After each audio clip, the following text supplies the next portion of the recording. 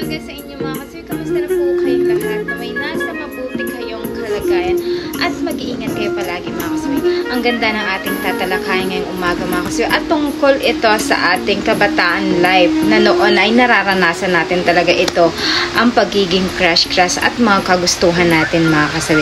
At alam ko lahat kayo ay makakarelate dito sa topic na ito ngayong umaga. Ano ang tatlong dapat gawin para mapansin ka ng crush mo or gusto mo mga kasawi? Ang una nating dapat gawin ay magpanggap ka na nahihilo sa harapan niya. Alam nyo ba kapag ito yung ginawa nyo mga kasawi, napakasimple lang.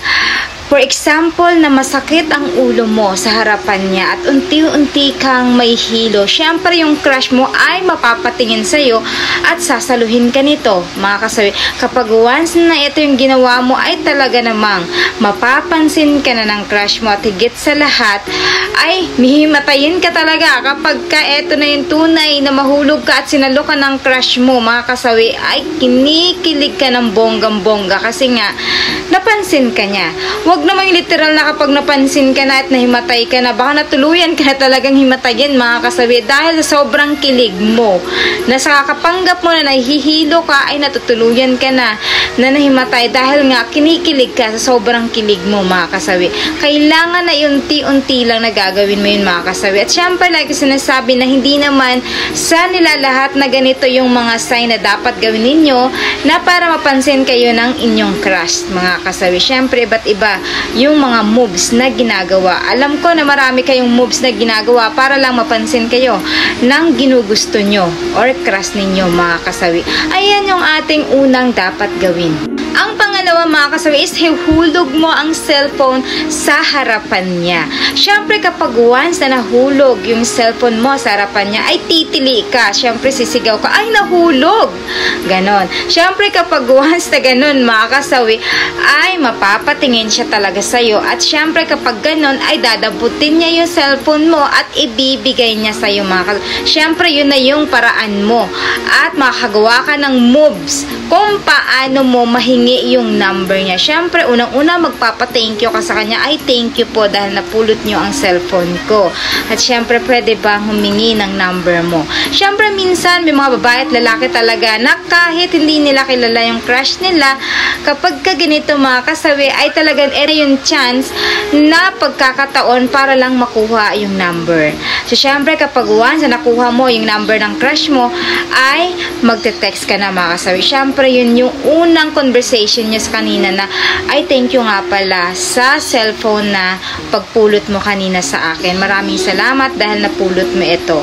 Kasi nadulas yan. Syempre mga kasawi kapag once ang lalaki or babae, syempre magre-reply yun sa pasalamat mo. Sabihin niya sa'yo ay walang anuman.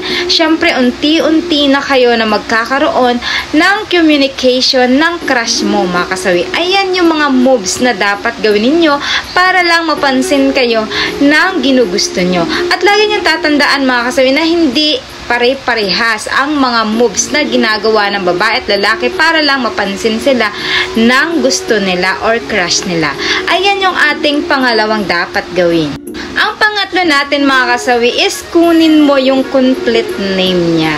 Syempre mga kasawi, kapag once na ginawa mo yung una, pangalawa, kanina dapat gawin, syempre yung pangatlo, talagang dapat confirm mo, kunin mo ang pangalan niya. Syempre kapag once na nakuha mo yung pangalan niya, na literal, talaga ay pwede mo itong i-search mga kasawi. Syempre, kapag na-search mo na ito, syempre andyan ka na, mag-chat ka na sa kanya.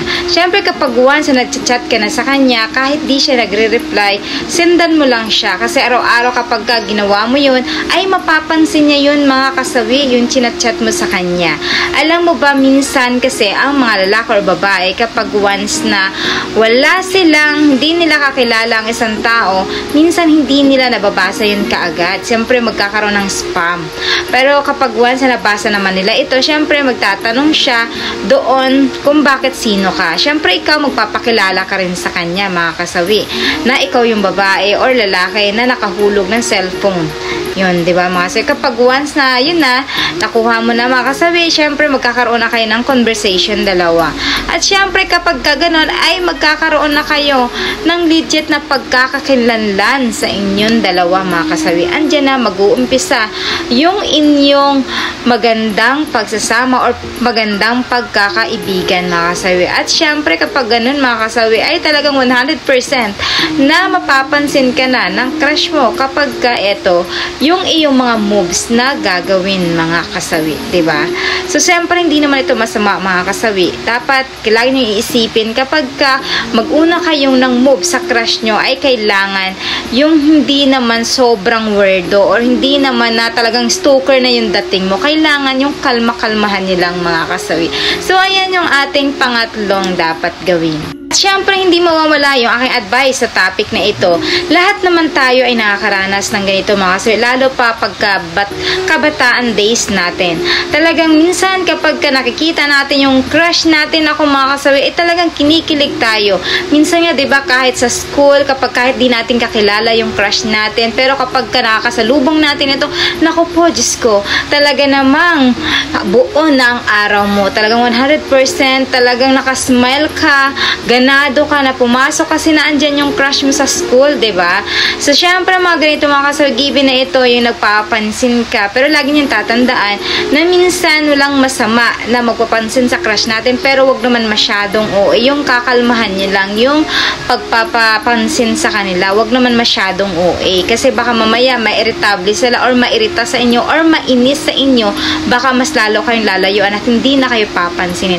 Kailangan may konting pasweet or may konting pa rin, pakipo tayo kahit na gusto natin ng isang lalaki or isang babae para hindi naman sila madismaya na ikaw na yung gumagawa ng paraan para lang mapansin ka niya ng husto, diba mga kasawi? Alam mo yung pakyut lang na tamang papansin lang, parang hindi halata na may gusto ka sa kanya, mga ganong moves mga kasawi.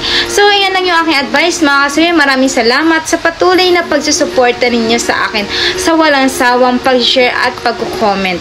At syempre mga kasawi, sa hindi pa po nakapag-subscribe, pwede na kayong mag-subscribe, pwede na kayong mag-follow para updated kayo sa topic ko araw-araw. Maraming salamat mga kasawi. Mahal kayo ng inyong advisor.